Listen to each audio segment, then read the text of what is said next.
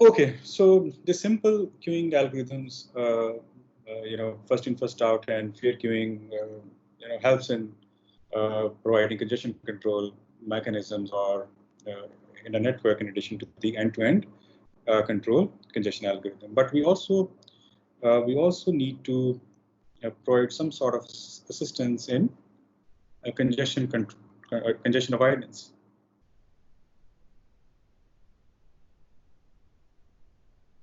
Okay, so we also need to see how the queuing disciplines can provide help in congestion avoidance. So up till now we have discussed one way to avoid congestion, and that is, yes, that's right, that is to avoid congestion by the ends. So we have discussed one mechanism up till now, and here we talk about avoid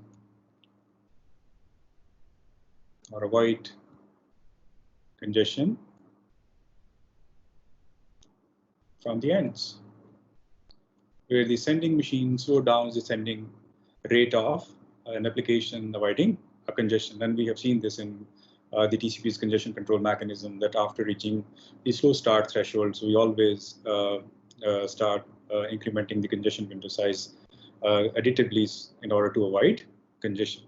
But there are other ways as well in which we avoid congestion, and it has to do with something with the queuing discipline, and it is called active queue management.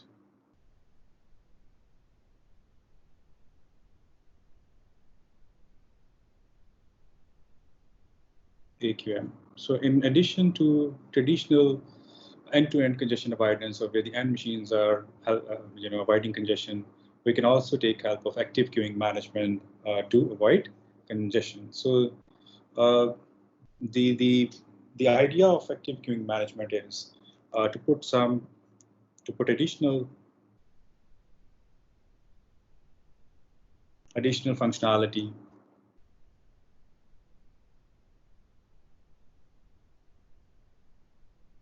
into the routers.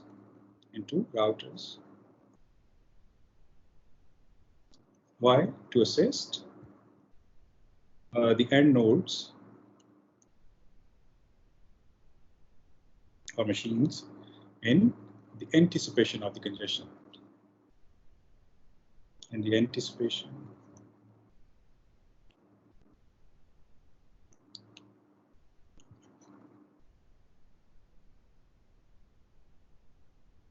Okay, so yes, the end machines avoid congestions, and if a congestion happens, we will be able to identify when a packet has dropped or a timeout has occurred, right? So rather than waiting for a packet to be dropped or receiving triple duplicate acknowledgement, why not route it to assist end machines in the anticipation of the congestion? There are following different active queue management techniques, algorithms that we can discuss. The one is called active DECbit. Number one is DECbit, that will have RED, random early detection. By the way, when you create a node in NS2 in your lab experiments, so you always associate a type of queue with the node. Either it's a drop tail or it is RED, which is random early detection. So we'll talk about DECbit and RED in detail in a minute, right? And then there's another active queue management mechanism known as explicit congestion. Number three is explicit congestion notification. So rather than putting the responsibility of congestion control and avoidance at the end machines, why not the router should also assist in the end machines in the anticipation of the congestion. So let's talk about first the DECbit.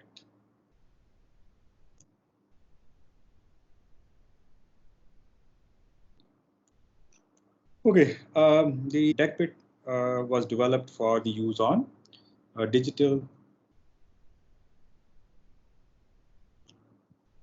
digital network architecture.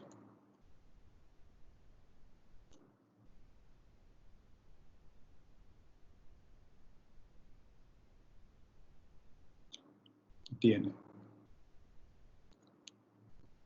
Right. So a router explicitly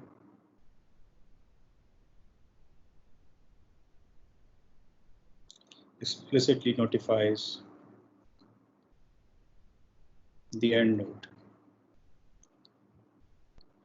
Means the destination, right? So what it does is basically that it how this is implemented. This notification is implemented by setting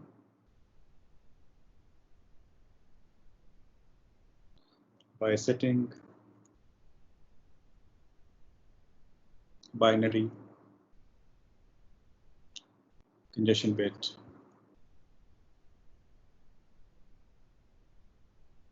in the packet.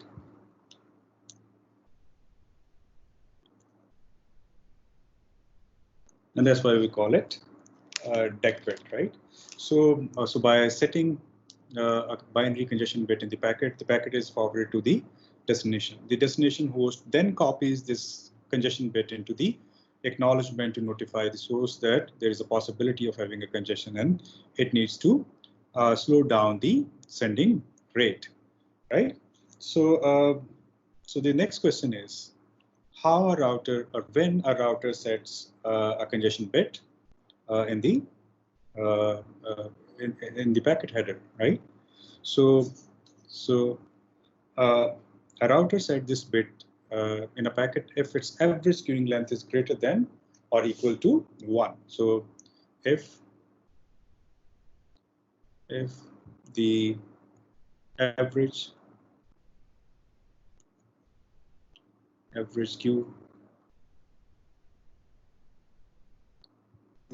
queue length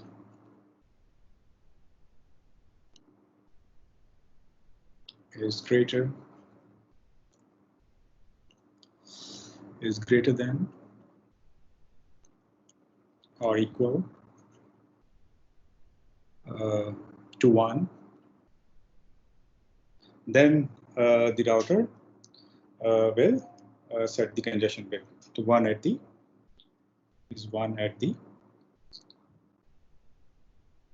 time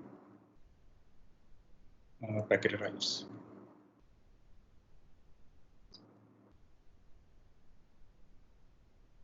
Okay, so so it's important to talk about the average queue length. Now let's try to understand this with the help of this diagram, where in this diagram the queue length is represented as a function of time, and then we have two transmission cycles where we have, say, this curve represents previous cycle, and this curves represent the current cycle. So this is the previous cycle,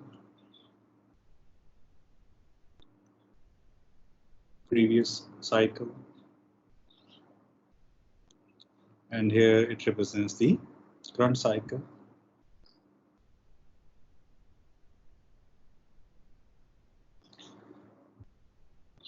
Right, and say so this is the current time.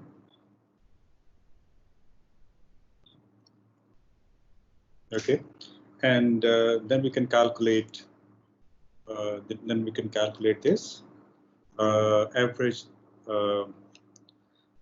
interval, or you can say that this is averaging interval.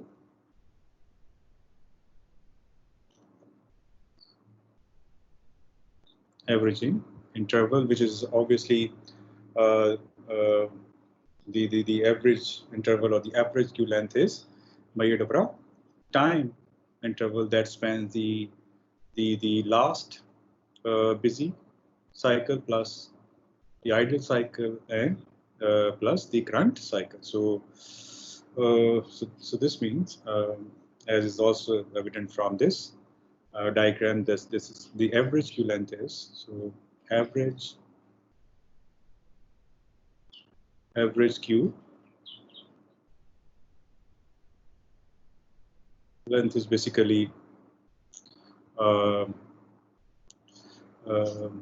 is measured over an interval that spans last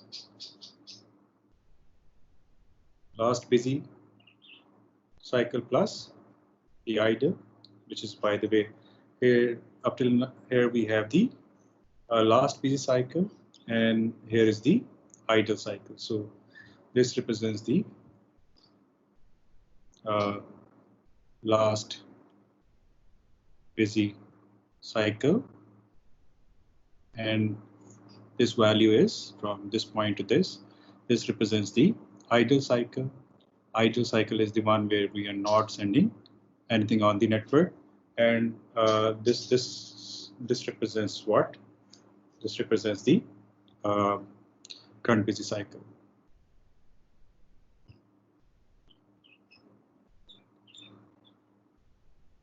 Okay, so so the average queue length is last busy. So this time plus idle, this free time where we are not sending anything on, where there are no packets in the queue, and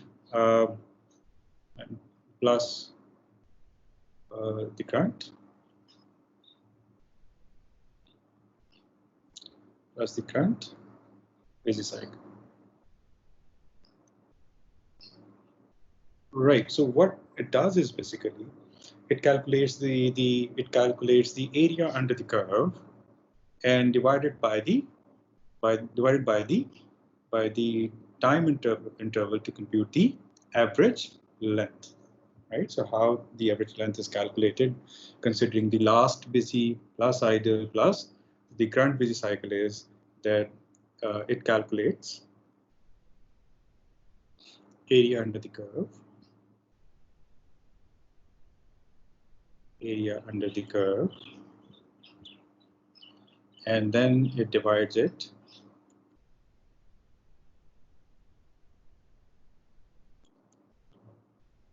by time interval to compute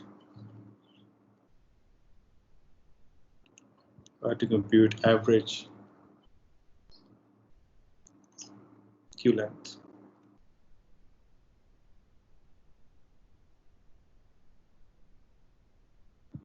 Right. So a queue length of 1 means to optimize the power function. Remember the power function we represented as a ratio of throughput to delay, right? So the this means a queue length of 1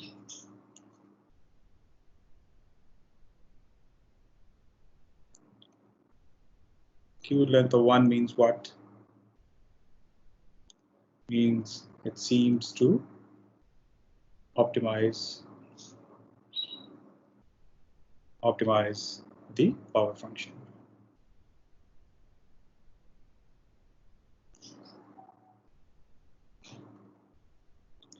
Right. So it's basically a trade-off between the significant queuing. So we can call it a trade-off. It's a trade-off between significant queuing. This means what? This means significant queuing means what? Significant queuing means higher throughput.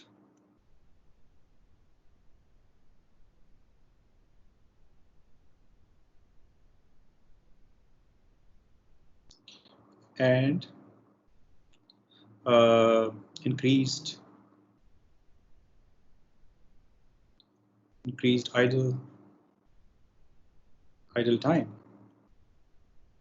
And what do you mean by this idle time? Means lower delay.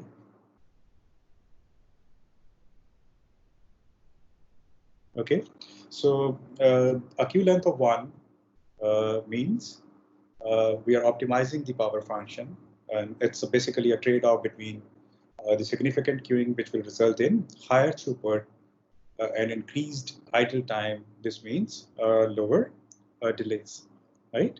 So we can understand it with the help of an example here. Understand this with the help of an example.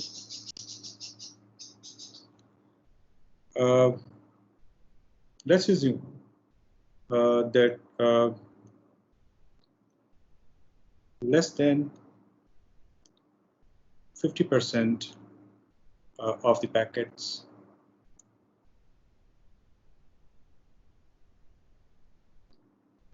had the congestion bit set. You can have the bit set. So what does this mean? This means then source increases its congestion window by 1 packet. So let's assume there's a scenario where less than 50% of the packets have this bit set. The source will increase its congestion window by 1 packets. And what if more than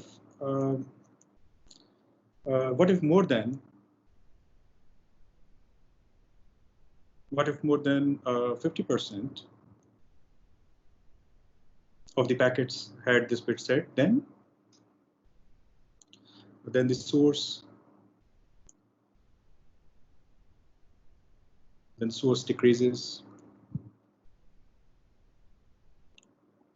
its congestion window to 0.875 times the previous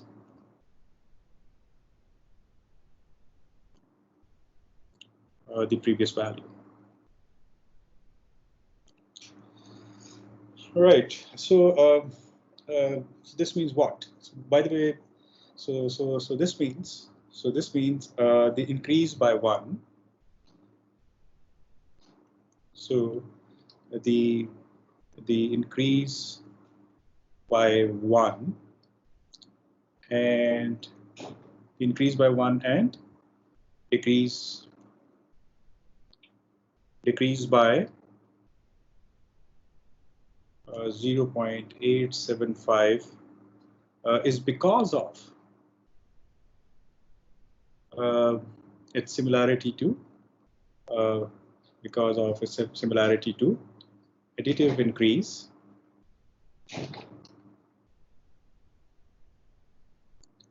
and multiplicative decrease. Multiplicative decrease.